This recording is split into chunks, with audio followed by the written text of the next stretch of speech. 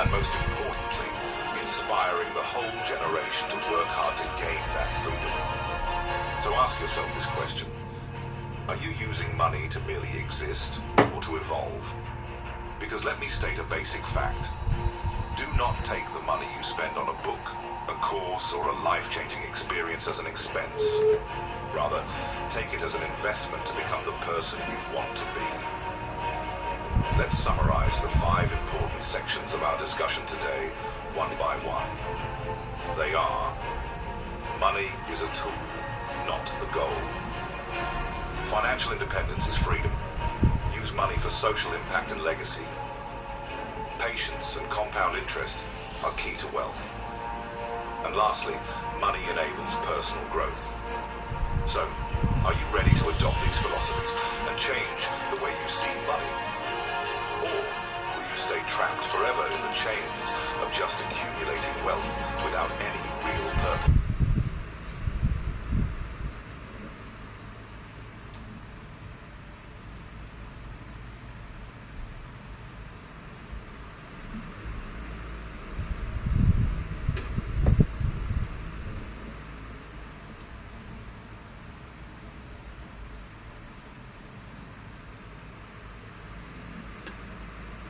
ซื้อรู้ใจผ่านทางเว็บไซต์เลยครับโดยตรงเข้าไปกดแล้วก็ลองเลือกดูชำระเงินได้หลายช่องทางครับ On today's episode, Colossus 2 is coming, the Tesla-powered home is here, and there's something weird going on with the Cybercab.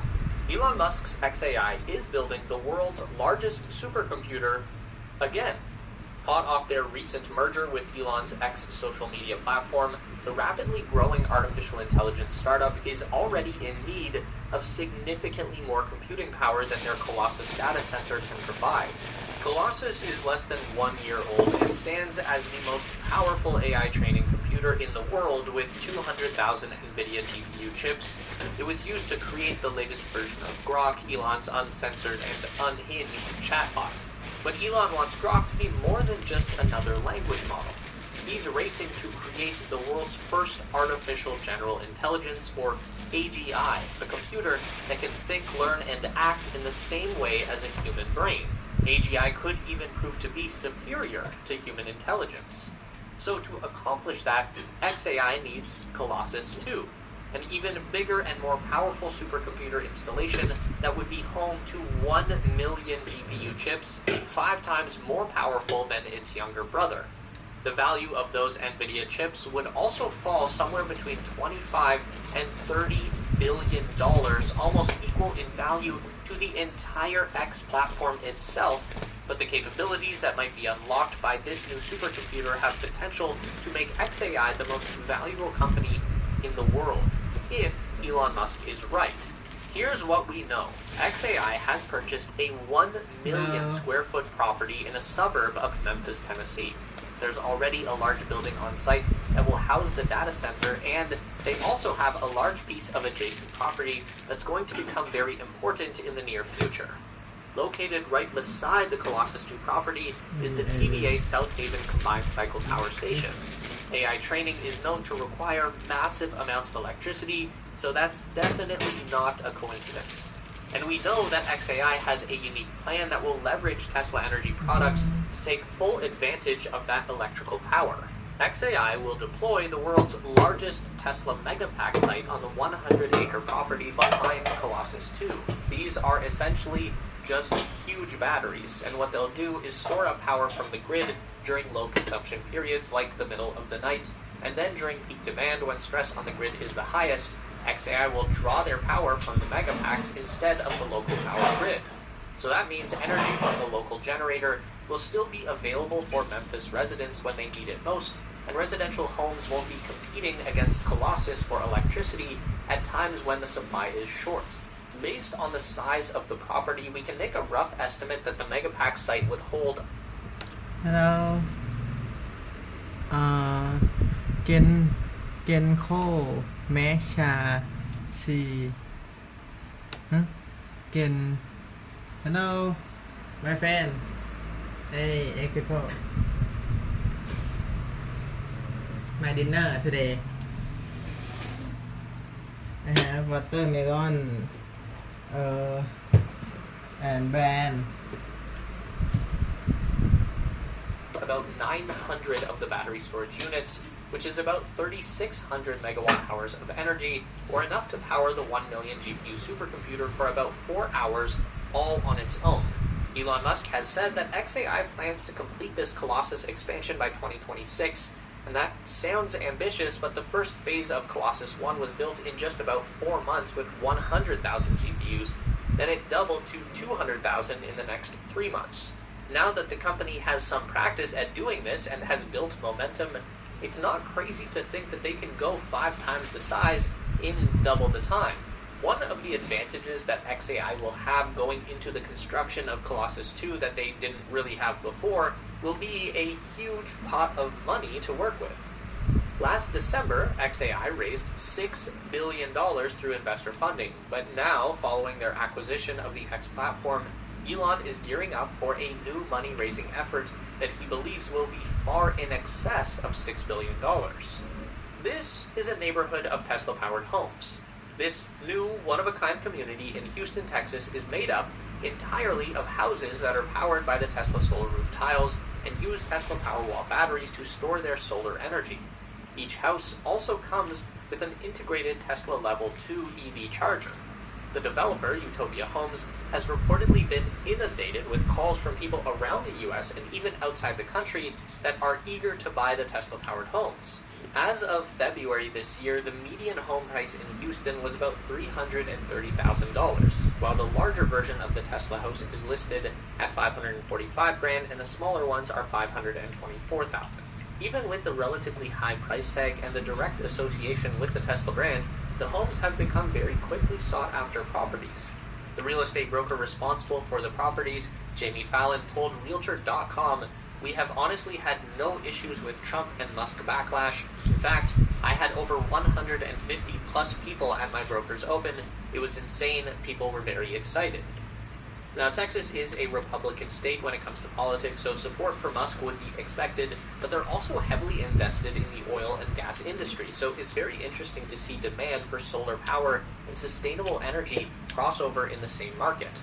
Another important factor that would make these homes more appealing for anyone, regardless of their prejudice, would be opportunity for energy independence, and there are few places where this is more important than Texas. The agents selling the properties also told the media, "Who cares who is in office when you don't have power?" Houston has had a huge issue with electricity because we're not on the national grid, so when we lose power, we are out for 5 days. Given that circumstance, it's very likely that the Tesla-powered home will pay for itself over time. We have some new photos from Joe Tetmeyer taken at the Gigafactory in Austin that appear to show a mysterious collection of unusual gigacastings.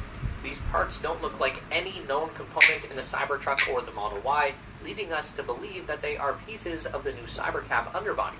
If you look closely at the white racks holding the casting, you can see the letters RTT. เดี๋ยวขอไปเข้าห้องน้ำก่อน โอเค จัดไป The X, Robotaxi, Texas. Gigacasting expert Luca Greco has analyzed the casting design based on Joe's photos, and here's what he's found. The casting is stripped down to the minimum and optimized for minimal material use. There is no wheel arch built into the casting, like what we've seen before with the Model Y rear end and the Cybertruck front end. This will reduce weight significantly, and the wheel arch structure can still be added on with a thinner, stamped sheet of metal or integrated into the side panel of the vehicle. The smaller and flatter design of the casting means that it can be made with a smaller Gigapress machine. It also allows the factory to store more castings on a single rack, 10 each instead of the typical 5 for the Model Y or 4 castings per rack with the Cybertruck.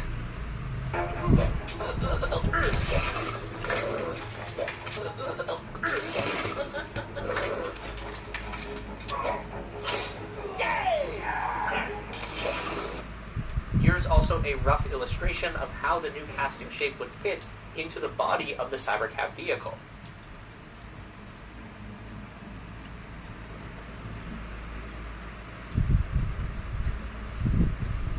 So, based on these images alone, it looks like Tesla is currently in the process of building somewhere in the neighborhood of 200 new Cybercabs. Elon Musk has said that he expects the company to build upwards of 2 million per year once production ramps up around the world, but in the meantime, we know that Tesla has a few of the completed vehicles operating around the Texas Gigafactory. Best estimates seem to be that there are at least 5 in the current fleet. And up until recently, the driverless Cybercabs have always been flanked by chase vehicles with Tesla staff on board.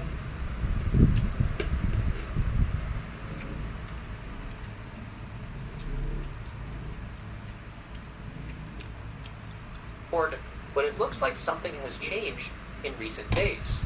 Now, it could be possible that the FSD software installed on the Cybercab has gotten so reliable that it can operate totally unsupervised, or it might be something else entirely.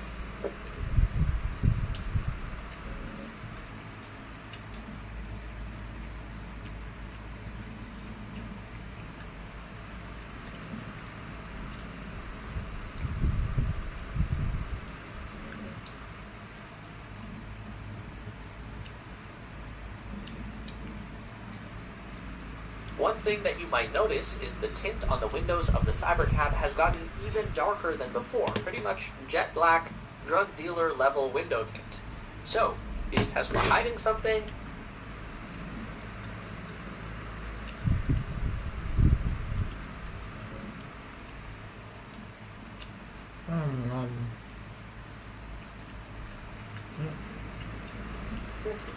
Probably.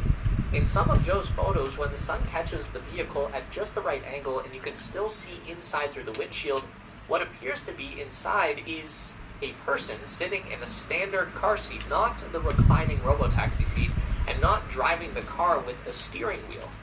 Are we looking at a consumer variant of the Cybercab vehicle? Is this the long-anticipated 25K Tesla? Truthfully, I don't know what this is. Yeah, in theory, Tesla could put in a steering wheel on a Cybercab and sell it to people, but what do you think is the size of the market in the US for a two-door, two-seat, ultra-compact economy car? Who's buying that? Who asked for that? I don't know. So, regardless of what exact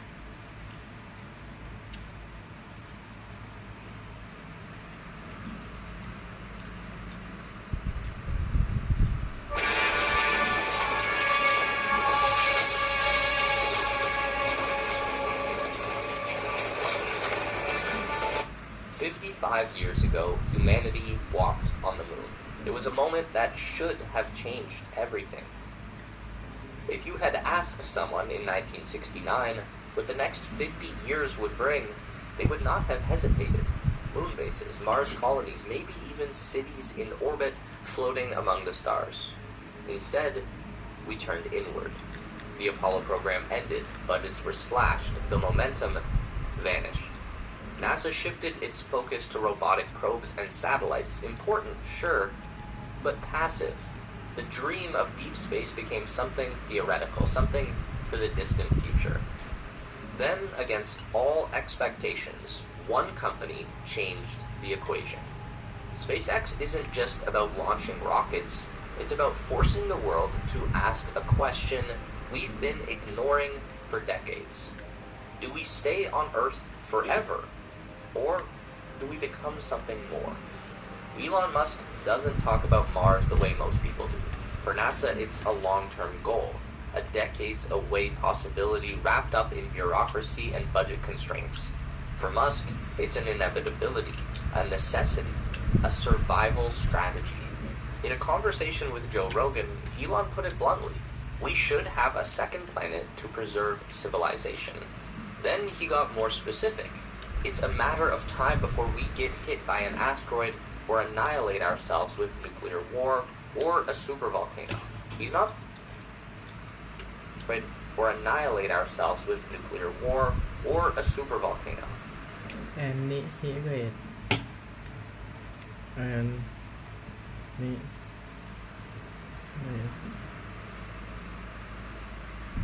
He's not being dramatic. Look at history. Extinction events are the norm, not the exception.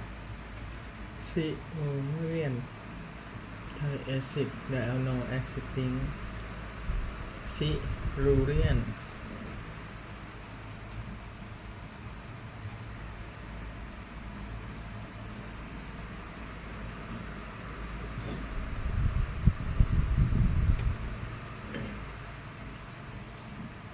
acid diacid.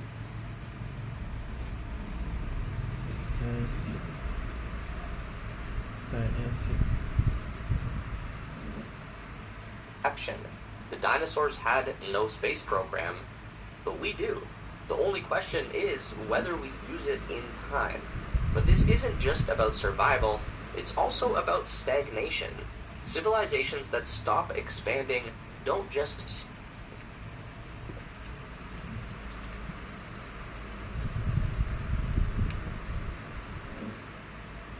sit still, they collapse. The great empires of history thrived when they explored, when they pushed the boundaries of what was possible. The ones that turned inward, they crumbled. Musk sees Mars as the next great expansion, the thing that pulls humanity forward, and he's building the rocket to get us there. SpaceX's answer is Starship, a fully reusable stainless steel rocket that can carry over 100 people per flight. It's not a one-time mission vehicle, it's a workhorse, a ship designed for constant travel, moving people and supplies between planets like an interstellar ferry. Getting to Mars isn't the hard part. Staying there, that is the real challenge. The atmosphere on Mars is a whisper-thin layer of carbon dioxide, barely 1% as dense as Earth's. There's no breathable oxygen, no protective magnetic field to shield against solar radiation. Water is locked away as ice beneath the surface or trapped in salty brines that would be toxic to drink. In short, despite the evidence suggesting life may have once existed on Mars, today, no living creature could survive without a spacesuit. It's probably more than 100 years before the Red Planet gets its first Trader Joe's, and even before the astronauts arrive, there's a lot of preparation that needs to be done. Musk originally claimed humans could land on Mars by 2024. That deadline has come and gone, but the trajectory remains unchanged. The plan unfolds in phases. First, uncrewed starships land on Mars. That deadline has come and gone, but the trajectory remains unchanged. The plan unfolds in phases. First, uncrewed starships land on Mars, delivering cargo, power systems, and infrastructure. That's starships, as in plural. In order to make this mission work, it's going to require multiple ships to be launched at the same time. That's because the only way to make it to Mars is during a short window of time that appears once every 26 months when the planet is closest to Earth. Each trip to Mars is expected to take between 80 to 150 days. The cargo aboard the first wave of starships would include solar panels, power units, drills, and habitats. Solar panels to generate electricity, power units to store and distribute it, drills to dig into the frozen ground in search of water, and pre-built structures that could shelter equipment, and later even humans from the brutal elements. Next, the autonomous system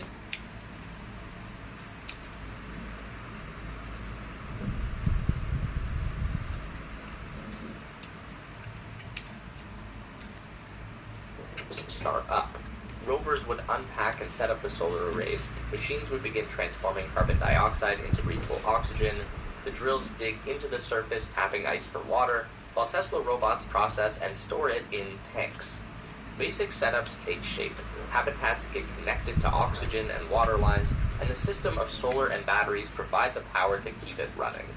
This all happens before humans arrive. It's the foundation they'll need to survive. When about a dozen humans finally depart on Starship's first crewed voyage to Mars, their primary mission will be to service the system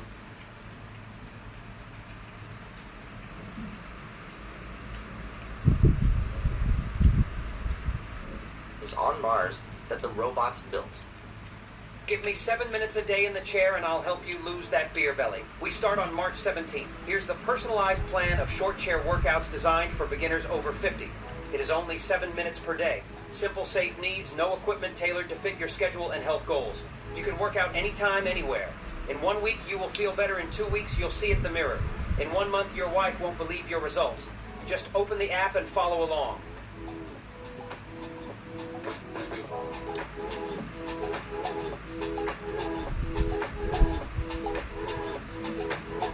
But getting them there and back home safely will be the real achievement.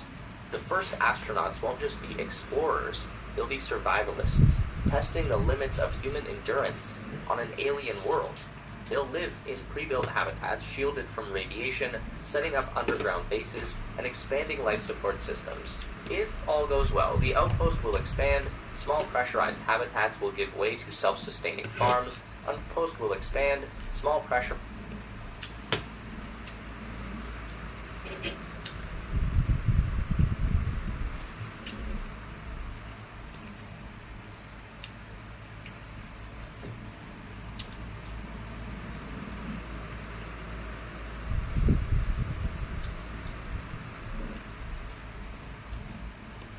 pressurized habitats will give way to self-sustaining farms, underground shelters, and an infrastructure that no longer depends entirely on Earth.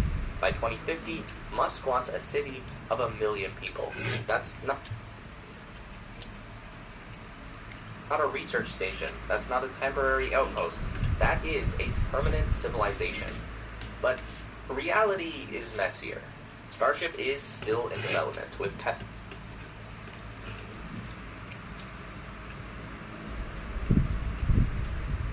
flights often ending in explosions.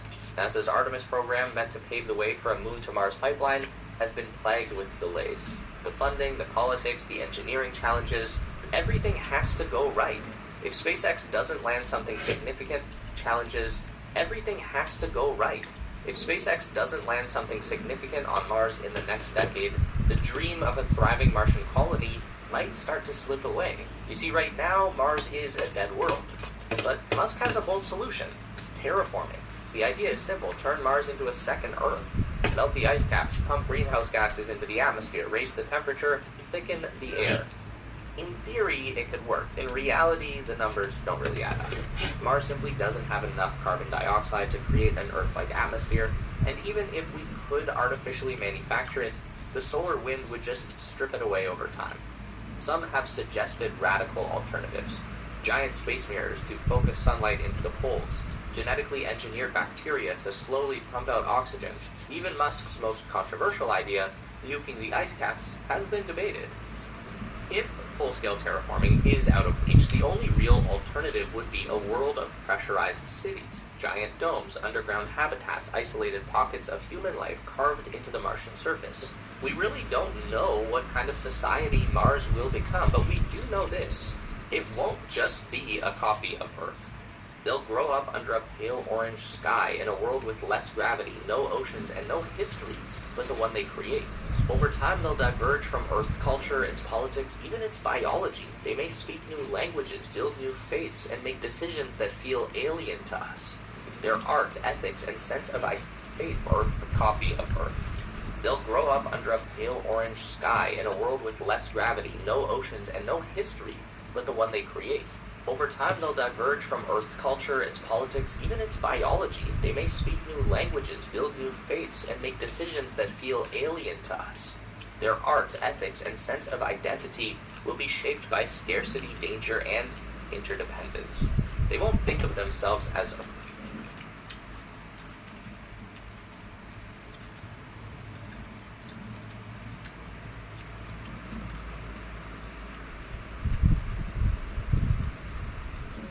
Earthlings living on Mars. They'll just be Martians. And when that happens, Earth won't be home. It will be another planet. SpaceX might be leading the charge, but they aren't alone. China has openly mapped out plans for human landings by 2033. Their moon program is moving fast, and with government backing, they don't have to rely on private investors or public support. NASA still plans to send astronauts to Mars in the 2040s, but with Musk's friend Jared Isaacman now leading the space agency, its future priorities in light of SpaceX's own plan seems uncertain. Blue Origin is taking a different approach, focusing on space stations and lunar industries first. Other players like Rocket Lab and Relativity Space are experimenting with new propulsion technologies. The question isn't just who gets to Mars first, it's who controls it. Will Mars be governed by entirely new who gets to Mars first, experimenting with new propulsion technologies? The question isn't just who gets to Mars first, it's who controls it. Will Mars be governed by entirely new rulers? The first humans on Mars won't just be explorers, they'll be writing the laws of an entirely new world. Some versions of this future look like Blade Runner, a corporate-controlled dystopia where survival is dictated by the people who own their air supply. And that's not impossible. In the early years, SpaceX will control everything: food, water, power, oxygen. If a single entity owns the infrastructure that keeps you alive, are you a citizen or an employee? Then there's the Expanse scenario. A Mars that starts as a colony but evolves into its own nation, a society built on survival, self-sufficiency, and engineering prowess. The longer Martians live apart from Earth, the more independent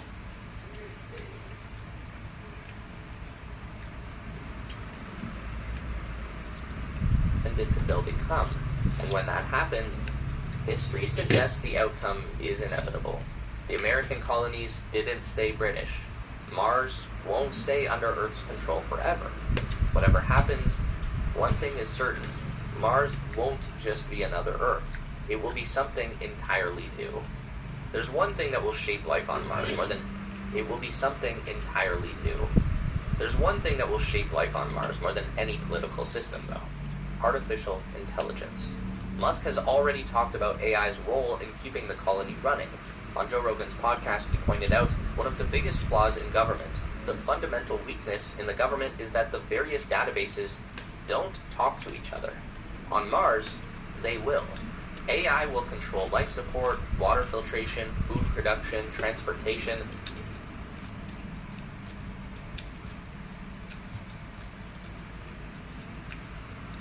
Decision-making at a scale humans can't handle manually. It won't be a choice. Mars will be too dangerous, too fragile for human inefficiency. And that raises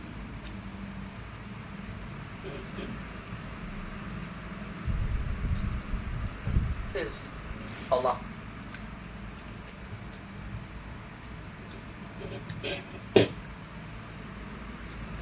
of questions. What happens when AI makes decisions better than humans? What if access to food, water, and power is regulated by something that doesn't sleep, doesn't forget, and doesn't negotiate? At what point does the AI stop being a tool and start becoming a quiet authority? And if Mars becomes the first place where humans live under a machine's steady gaze, will Earth eventually follow suit? A Martian economy mean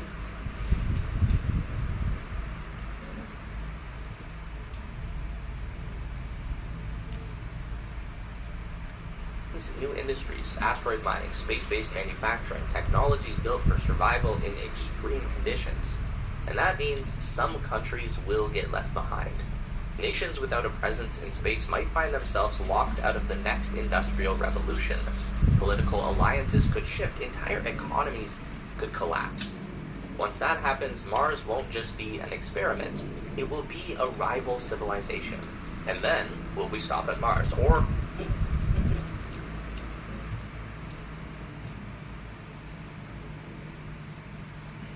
will we expand to the ends of the solar system or even the known universe? The moons of Jupiter, the asteroid belt, deep space generational ships bound for other star systems. SpaceX isn't just changing transportation, it's changing what it means to be human. It's happening in our lifetime. The decisions being made right now will determine what Mars becomes. A corporate outpost, a thriving city, a cautionary tale. For the first time in history, staying on Earth could be a choice, not a necessity. So, when the time comes,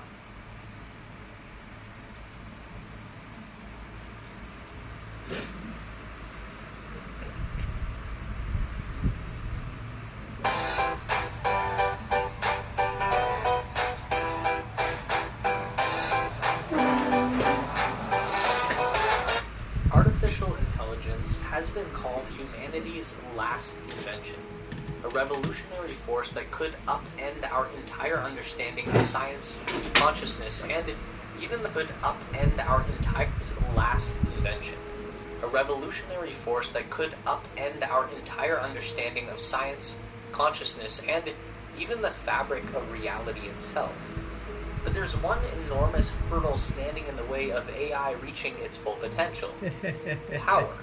Not power as in politics, but power as in energy, electricity, even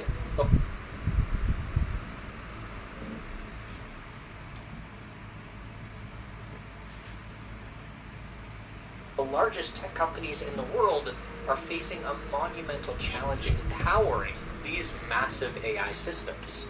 For decades, our data centers and AI training facilities have guzzled electricity, their power demands rivaling small towns. But what if we could harness a source of energy that's clean, efficient, and virtually inexhaustible? Enter nuclear power. Already, giants like Google and Microsoft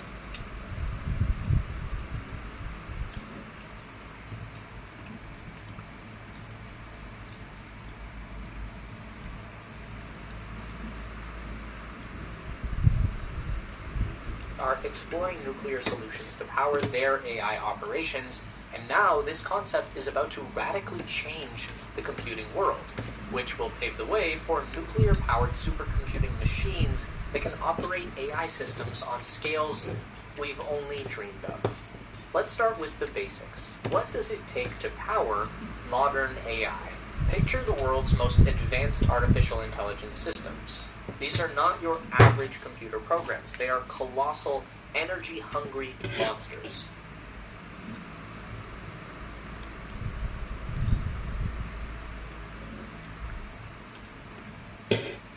The largest known AI training supercomputer in the world was built by Elon Musk's xAI. It's known as Colossus and was installed last year in the city of Memphis, Tennessee. Colossus is powered by over 200,000 NVIDIA GPU chips, which are interconnected by a network of high-speed server racks, and then the whole system is liquid-cooled by over 100,000 gallons of water. All of this hardware is required to run Grok AI, Elon's unhinged and uncensored large language model, which, controversial as it might be, has been widely regarded as the highest performing chatbot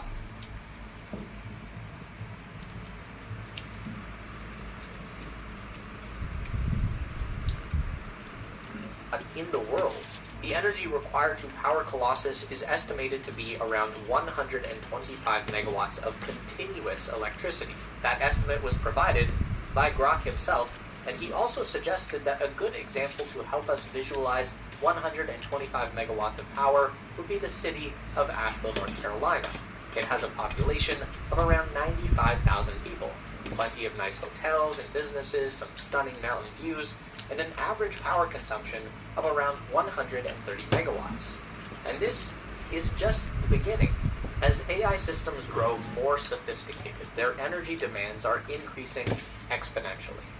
Elon has already projected that Colossus will expand to 1 million GPUs in the near future, which would push energy demands up over 500 megawatts, which is getting close to about half of the total power used by the rest of Memphis combined.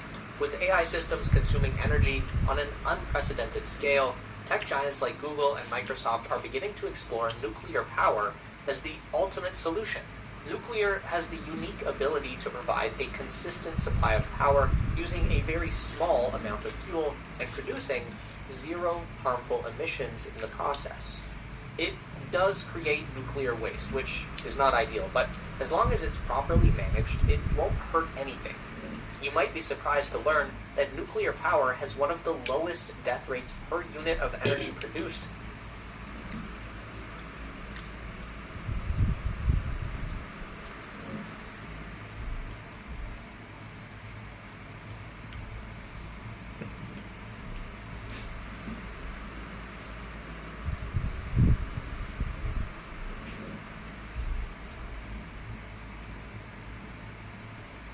Coal.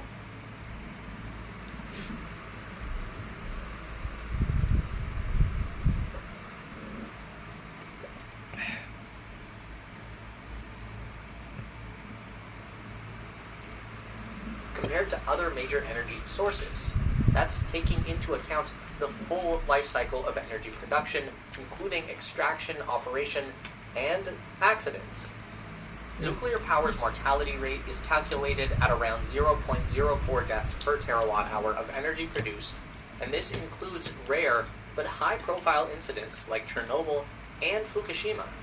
By comparison, coal power is estimated at 24 deaths per terawatt hour, oil at 18 deaths, and even renewables like hydropower and wind have higher fatality rates. Solar panels kill up to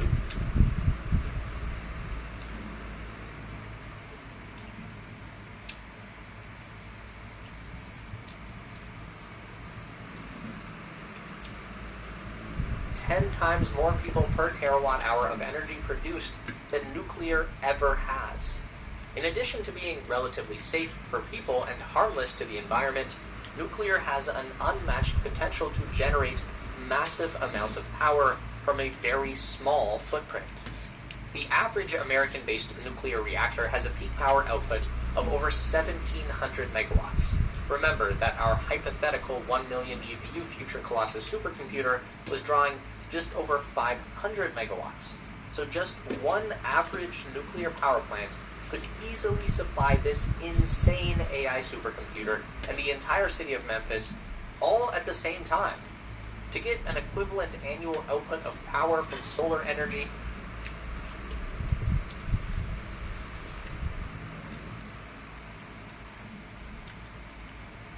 this insane AI supercomputer and the entire city of Memphis all at the same time. To get an equivalent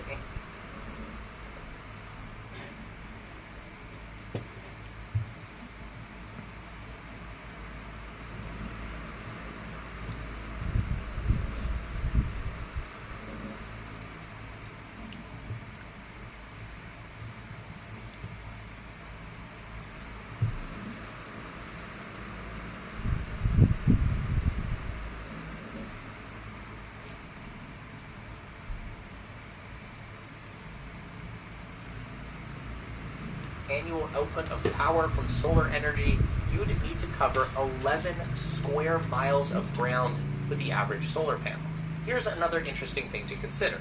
As we said, companies like Google and Microsoft are already exploring nuclear power as the solution for powering their AI operations.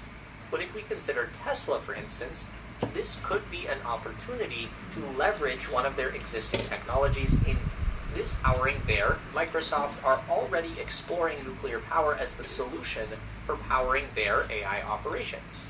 But if we consider Tesla, for instance, this could be an opportunity to leverage one of their existing technologies in tandem with nuclear power. We're talking about the Tesla Megapack. You see, these massive energy storage systems are designed to smooth out any fluctuations in power delivery. You can imagine a future where nuclear power feeds directly into these megapacks, thereby ensuring that supercomputers receive the ultra-smooth, consistent energy they require. This convergence of nuclear power and AI systems isn't just about faster processing speeds. It's about building an infrastructure that can support a technological renaissance, fueling breakthroughs that will redefine industries and transform our daily lives. So, what does this all mean? When we talk about nuclear-powered supercomputers, we are not just discussing more powerful machines. We are talking about a revolution that could fundamentally change the way we understand and interact with the world. By harnessing nuclear energy, we can break through the current limitations of supercomputers, limitations imposed not by the computational process itself,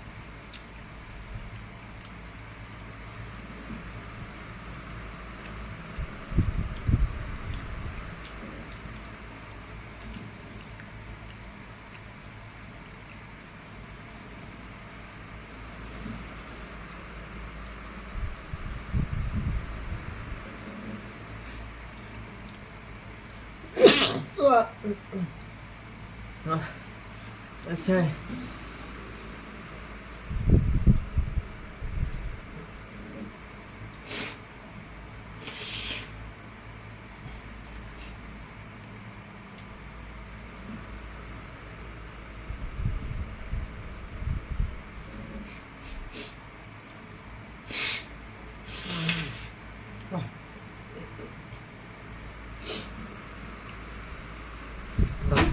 กินอิ่ม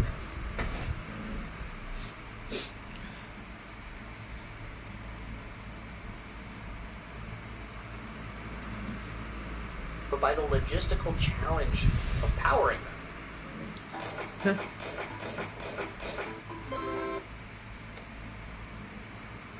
พี่หนูเข้าไลน์ได้ไหมคะ เข้าได้แต่ว่าเชียร์ต้องลงไลฟ์ก่อน แล้วก็ตั้งไลฟ์ใหม่ เอาอย่างนั้นดีไหม เพราะว่าอันนี้ไม่ได้ตั้งแบบไลฟ์แบบที่เข้าได้ ไม่รู้ไงว่าพีคจะมา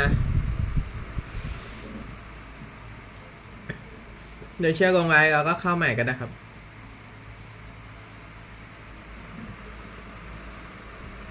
โอเคค่ะ เดี๋ยวเชียร์ลงไลฟ์ก่อนทุกคน เดี๋ยวเชียร์ไลฟ์ใหม่ เดี๋ยวเชิญพีคเข้าด้วย